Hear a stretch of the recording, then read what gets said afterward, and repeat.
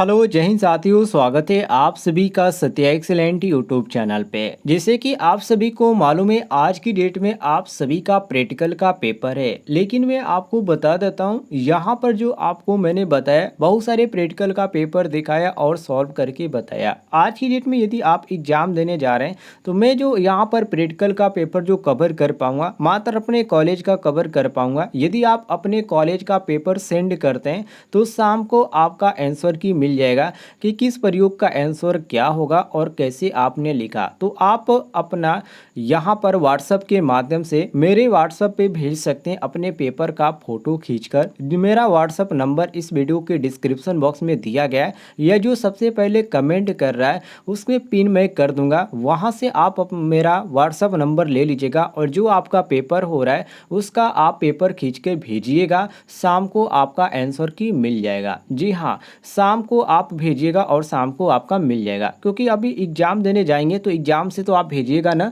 क्योंकि एग्ज़ाम में आप नहीं भेज सकते, उसमें मोबाइल अलाउ नहीं होता है। शाम को भेजिएगा और आपका आंसर की मिल जाएगा। और मैं अपने कॉलेज का भी पेपर लेकर आऊँगा, लेकिन हर कॉलेज का अलग अलग रहता है तो थोड़ी सी दिक्कत होती है। तो चलिए यहाँ पर पेपर हम सॉल्व करने वाले हैं इलेक्ट्रीशियन ट्रेड का, जो छात्र सेकेंड ईयर के छात्र हैं और एनुअल एग्जामिनेशन 2 ईयर का कोर्स कर रहे हैं, जो छात्र सेकेंड ईयर के हैं जो कि जिनका 2 साल का कोर्स है, उनका यहाँ पर पेपर में सॉल्व करने वाला हूँ, जो कि टोटल 250 नंबर का क्वेश्चन होता है।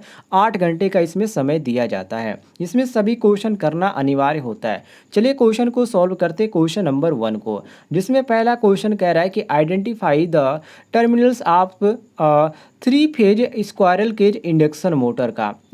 3 phase squirrel cage induction motor का यहाँ पर प्रयोग आपको लिखना पड़ेगा, जिसमें यहाँ पर सबसे पहले कह रहा है कि जो ड्रॉ द सर्किट डायग्राम, मैंने जितने भी यहाँ पर सर्किट डायग्राम है 3 phase squirrel cage induction motor का, उसको आपको लिखना है। और जो कि यहाँ पर ये आपका लिख भी दिया कि identify for mocks terminal of the 3 phase squirrel cage induction motor. तो इसमें आपको आइडेंटिफाई करना है, ड्रॉ का मतलब कि यहाँ पर चित्र बना के। दूसरे नंबर पे कह रहा है कि इसमें जो राइट द रिक्वायर्ड टूल्स, मैंने जितने भी यहाँ पर टूल्स है और इंस्ट्रूमेंट्स, जितने भी आप यहाँ पर इंस्ट्रूमेंट्स का प्रयोग करते हैं, जितने भी मटेरियल्स का प्रयोग करते हैं, उसको आपको लिखना भी पड़ेगा। तीसरे नंबर पे कह रहा है कि identify the terminal of 3 phase squirrel cage induction motor, मतलब कि आप इस प्रयोग को जब किए तो इसको आइडेंटिफाई करना पड़ेगा। देखिए साथियों, ये जो आपका क्वेश्चन है 50 नंबर का है और मुझे लग रहा है कि ये पेपर मैंने पहले सॉल्व करा दिया है। और देखिएगा, ये आपका थोड़ा सा ब्लर क्वेश्चन यहाँ पर दिख रहा है, लेकिन मैं आपको पूरा समझाने का प्रयास करूंगा, कोई यहाँ पर दिक्कत नहीं होगी, बस आप वीडियो को जरूर पूरा देखिएगा। ये आपका पहला क्वेश्चन हो गया। दूसरा क्वेश्चन यहाँ पर कह रहा है, जो कि यहाँ पर कंसल्ट एंड ब्रिज रेक्टिफायर के लिए यहाँ पर कह रहा है, जो कि कंस्ट्रक्ट और यहाँ पर जो ब्रिज रेक्टिफायर है उसको यहाँ पर टेस्ट करने के लिए कह रहा है। और ये आपका वेब फॉर्म में कह रहा है, विदाउट आपका फिटर रहेगा। और यहाँ पर जो आपका कैलकुलेट इसके द्वारा आपको करना है, जो कि पावर फैक्टर के अंतर्गत। इसमें आपका यहाँ पर ब्रिज रेक्टिफायर का बनाने के लिए कह रहा है, जो कि वेब फॉर्म है। और इसका यहाँ पर जो जो आपने यहाँ पर टूल्स का इसमें प्रयोग किया वो सारे टूल्स को लिखने के लिए कह रहा है। उसके बाद यहाँ पर आपने जो इसका टेस्ट किया उसका रिजल्ट क्या निकल गया है, ये आपका तीसरे नंबर में कहा जा रहा है कि आप इसका यहाँ पर रिजल्ट आपका क्या है, कि आपने सफलतापूर्वक इस परीक्षण को किया, तो ये भी आपको लिखना पड़ेगा। नीचे आ जाएंगे साथियों, तो तीसरे नंबर का यहाँ पर क्वेश्चन, जो कि speed control of DC motor by field control method के अंतर्गत आपको लिखना है। तो चलिए यहाँ पर क्रम वाइज आपको सब कुछ यहाँ पर करके दिखाते हैं, सब कुछ यहाँ पर प्रयोग आपको यहाँ पर बताते हैं जो परीक्षा के लिए इम्पोर्टेंट है। तो सबसे पहला क्वेश्चन, जो कि आपका 3 phase squirrel induction motor slip ring motor को चलाना और दिशा बदलने का अभ्यास करना। देखिए ये जो है आपका 3 phase slip ring induction motor का ये आपका फिगर हो गया, और ये आपका नीचे दर्शाया गया इसका चित्र। और ये आपका स्टार्ट बटन, ये आपका स्टॉप बटन सप्लाई यहाँ से दी जा रही है, और यहाँ पर आपका स्टार्टिंग रोटेशन यहाँ पर आपका लगा है। नो बोल्ट कॉइल आपका यहाँ पर इंडिकेट किया जा रहा है। ये सारे चीज़ को आपको दर्शाते हुए फिगर को बनाना पड़ेगा। तो देखिए फिगर को आप स्क्रीनशॉट कर लीजिएगा, शायद आपकी सहायता मिल सके। थोड़ी सी आप बनाइएगा, आप प्रयास कीजिएगा एक बार घर पे और आसानी से आप बना पाएंगे। दूसरे नंबर पे आपको सामग्री के लिए कह रहा था, तो सामग्री के लिए आपको क्या लिखना है, जो भी आपने इंस्ट्रूमेंट इसमें औजार जो आपने प्रयोग किया वो सारी चीज़ आपको लिखना है। पहले आप सामग्री हेडिंग दागिएगा और इसमें लिखिएगा PVC wire testing lamp, series testing board, fuse तार और लैंप, जो कि लैंप आपका 100-200 वाट, और यहाँ पर टेम्पोरल आपको लिखना पड़ेगा। उपकरण में आपने किस किस उपकरण का उपयोग किया, जैसे कि यहाँ पर प्लायर का उपयोग, कटिंग प्लायर का, नोज प्लायर का, इसके बाद यहाँ पर इंडक्शन मोटर का, स्लिपरिंग इंडक्शन मोटर का, और यहाँ पर 1 एम्पियर और एक आपका वोल्ट मीटर आपने इसमें प्रयोग किया। इसके बाद यहाँ पर विधि में आपको लिखना है कि 3 फेज इंडक्शन मोटर का चित्र अनुसार जोड़ें। दूसरे नंबर पर DOL स्टार्टर जो कि L1 L2 और L3 लाइन में, और M1 M2 M3 जो कि मोटर में जोड़ें। यहाँ पर आप देखिए साथियों, ये आपका DOL स्टार्टर कहा गया है या नहीं कहा गया, देखिए आप पढ़ेंगे तभी आपको समझ में आ जाएगा।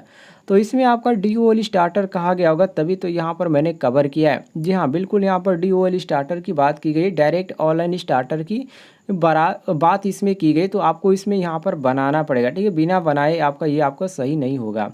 चलिए, अब यहाँ पर देखिए, ये आपका इतना लिखने के बाद आपको क्या करना है, नीचे आपको सावधानियाँ आपको लिखना पड़ेगा। सावधानियाँ में आपको क्या लिखना है, सबसे पहला आपको लिखना है कि सभी जोड़ कसे तथा साफ होने चाहिए। दूसरी बात, स्लिपरिंग मोटर की गति धीरे धीरे आपकी होनी चाहिए, मतलब कि धीरे धीरे होनी चाहिए। नीचे आ जाएंगे तो यहाँ पर तीसरे नंबर पे लिखना है कि मेन फ्यूज में फ्यूज तार सही का होना चाहिए, सही गेज का होना चाहिए, मतलब कि टायर की जो माप है वो गेज में करते हैं, और जो आपका माप है वो बिल्कुल सही होना चाहिए। फोर्थ नंबर में आपको लिखना है कि सभी कंट्रोल गियर टेस्ट करके लगाना चाहिए या लगाएं। नीचे आ जाएंगे तो यहाँ पर आपको प्रयोग नंबर 2, तो प्रयोग नंबर 2 में यहाँ पर क्या करें, इसमें आपका यहाँ पर ब्रिज रेक्टिफायर की बात करें, देख सकते हैं ब्रिज रेक्टिफायर की यहाँ पर बात करें टेस्ट करने के लिए, जो कि वेब शेप में। तो चलिए इसको भी हम कर देते हैं, जो कि ये आपका 100 नंबर का है, थोड़ा सा ये टफ है, लेकिन आप यहाँ पर देखेंगे तो आपको आसान ही लगेगा। इसमें आपको सबसे पहले उद्देश्य हेडिंग दागना है, जो कि ब्रिज रेक्टिफायर अध्ययन के अंतर्गत यहाँ पर आपको लिख देना है कि ब्रिज रेक्टिफायर का अध्ययन करना, ये आपका प्रयोग में हो जाएगा। ब्रिज रेक्टिफायर में कितने डायोड होते हैं, तो देखिए इसमें जो आपका डायोड की संख्या होती है टोटल 4 होती है, 1 2 3 4। और डायोड को बनाते समय ध्यान रखिएगा, ये आपका क्या होते हैं, एक दूसरे के विपरीत होते हैं, मतलब कि यहाँ पर आप डायोड बनाया तो ये जो आपका होगा इसके विपरीत होगा, देख सकते हैं ये आपका विपरीत है। दूसरी बात, ये जो डायोड है आपका इसके विपरीत है, और यहाँ पर आप आयत के अनुसार इसको बना सकते हैं और इस तरह आप समझ सकते हैं। और जो वेव फॉर्म यहाँ पर बनाने के लिए कह रहा था, जो कि दूसरे में, तो ये आपका जो बनेगा यहाँ पर बनेगा, ठीक है। ये आप देख सकते हैं DC आउटपुट को आपको यहाँ पर दर्शाने के लिए कह रहा है, तो यहाँ से आपका होगा, जिसमें AC इनपुट यहाँ से आपका दी जा रही है, ठीक है। और ये आपका वेव, आपका आउटपुट जो आपका वेव फॉर्म है, ये आपका इस प्रकार बनेगा, काफ़ी इजी होता है, जो कि DC आउटपुट के अंतर्गत बनाने के लिए कह रहे हैं। और AC में जो है आपका यहाँ पर आपका बन रहा है, यहाँ पर आप देख सकते हैं। तो ये दोनों चीज़ को जरूर बनाइएगा, इसी पे आपका नंबर मिलता है। नीचे आइए, यहाँ पर आपको किस किस सामग्री का आपने उपयोग किया, इसमें ये सारी चीज़ आपको लिखना है, जिसमें आपका मल्टीमीटर हो जाएगा, ट्रांसफार्मर हो जाएगा, ऑसिलोस्कोप हो जाएगा, ये सारी चीज़ आपका किस में आ जाएगी, सामग्री में। इसके बाद कार्यविधि लिखना है, कार्यविधि में आपको लिखना है टेस्ट बोर्ड पर प्रतिरोध डायोड और कैपेसिटर को चेक करके चित्र के अनुसार कनेक्शन करें, ये आपका पहले नंबर में हो जाएगा। दूसरे नंबर में आपका आता है अब स्विच को ऑन करें और CRO पर इनपुट टर्मिनल को जोड़ें, CRO पर प्राप्त तरंग रूपों को टेस्टिंग यहाँ पर पेपर पर बनाएं। इसके बाद तीसरे नंबर पे आ जाएगा, इसके बाद CRO पर आउटपुट टर्मिनल्स को जोड़ें तथा CRO पर प्राप्त तरंग रूपों को नाप, यह पूर्ण तरंग रेक्टिफायर से प्राप्त रूपों जैसा होगा। सावधानियां में आपको लिखना है कि किन किन बातों का आपने ध्यान रखा है इस प्रयोग करते समय, ताकि कोई भी प्रयोग पे हानि किसी प्रकार की न हो और न ही आपको हानि हो। तो सबसे पहले यहाँ पर आपको लिखना है कि कनेक्शन जो होगा आपका बिल्कुल यहाँ पर ठीक व कसे होने चाहिए। दूसरे नंबर पर आपको लिखना था कि डायोड की एनोड व कैथोड वाले सिरे टर्मिनल के साथ लगाए जाने चाहिए, और तीसरी बात की रीडिंग ध्यानपूर्वक नोट करनी चाहिए। बस ये आपका हो गया प्रयोग नंबर 2। अब इसको आपको यहाँ पर रिजल्ट आपको लिखना था, रिजल्ट अर्थात परिणाम, आपने इस प्रयोग को सफलतापूर्वक किया, बस आपने यही लिखना था। प्रयोग का नाम है और उसके बाद आपको लिखना था कि इस प्रयोग को हमने सफलतापूर्वक किया। इसके बाद यहाँ पर चलिए साथियों, अगला यहाँ पर क्वेश्चन क्या कह रहा है इसको देख लेते हैं। इसमें यहाँ पर DC motor field control method के अंतर्गत यहाँ पर कह रहा है DC मोटर। चलिए यहाँ पर देख लीजिए, ये जो आपका DC मोटर है कुछ इस प्रकार का होगा। DC मोटर देखिए, आपको सबसे पहले यहाँ पर हेडिंग दागना था, जिसमें लिखना था कि DC मोटर की गति नियंत्रण करने हेतु तो वोर्ड लियोनार्ड कार्यविधि को जानना। इसमें आपको सबसे पहले ये लिखना था, या इसके बारे में आप थोड़ा सा और भी लिख देंगे तो भी कोई दिक्कत नहीं है। इसके बाद आपको यहाँ पर फिगर बनाना था। फिगर आप देख सकते हैं, ये आपका कुछ इस प्रकार का फिगर बनेगा, जो कि फिगर काफ़ी इंपॉर्टेंट है। ज़्यादातर नंबर जो आपका फिगर पे ही बनता है, और फिगर बनाते समय आप ध्यान रखिएगा बिल्कुल स्वच्छता का अर्थात सफाई का ध्यान रखिएगा। आपका बिल्कुल आपका जो है आंसर शीट गलत या गंदा नहीं होना चाहिए, ठीक है। इस पे आपका नंबर कटता है। नीचे आएंगे तो यहाँ पर आपको आवश्यकता और सामग्री में मतलब कि जो जो आपने उपकरण का यूज किया, इसमें आपका इंसुलेटेड कम्बिनेशन प्लायर आ जाएगा, इंसुलेटेड पेचकस आ जाएगा, इलेक्ट्रीशियन नाइफ आ जाएगा, उसके बाद थ्रेसिंग स्विच आ जाएगा और रियोस्टेट आ जाएगा। ये आपका किस में आ जाएगा, आवश्यक सामग्री में औजार में आ जाएगा। और यहाँ पर सामग्री में किस किस सामग्री का आपने उपयोग किया, जो कि इसमें बस बार, सीरीज टेस्टिंग वार्ड और यहाँ पर आपका पीवीसी तार हो जाता है। देखिए ये जो आपका यहाँ पर बस बार है, और उसके बाद ये आपका जो है स्विच जो यहाँ पर दर्शाया जाएगा इसको आपका, और मेन मोटर और ये सब जो आ जाएगा ये आपका किस में आ जाएगा, सामग्री के अंतर्गत आ जाएगा। मशीन में आपने किन किन औजार का उपयोग किया इसको आप लिख लीजिएगा। इसका कार्यविधि क्या है, तो कार्यविधि आपको क्रम वाइज यहाँ पर लिखना है। आपने कार्यविधि कैसे किया, सबसे पहले क्या किया, तो सभी सामान लेकर मशीनों तक जाए, काफ़ी ईजी है, आप लिख सकते हैं। दूसरी बात, 3 फेज इंडक्शन मोटर को जनरेटर के साथ कपलिंग करें। तीसरी बात, 3 फेज मोटर को ICDP व स्टार्टर के साथ कनेक्शन करें। और 4th नंबर में जनरेटर की आउटपुट को बस बार के साथ जोड़ें। और 5 नंबर में फील्ड रियोस्टेट के वोल्टेज को नियंत्रित करें। और 6 नंबर में मोटर की फील्ड वाइंडिंग को DC सप्लाई बस बार से दे दें। इसके बाद आपको इतना लिखने के बाद आपको सावधानियां नीचे हेडिंग लिखना है।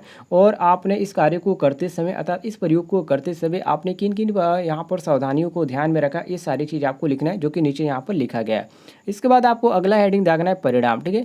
परिणाम आपको हेडिंग दागना है, और उसमें आपको लिखना है कि मैं ये प्रयोग को सफलतापूर्वक किया, कोई यहाँ पर दिक्कत नहीं हुई।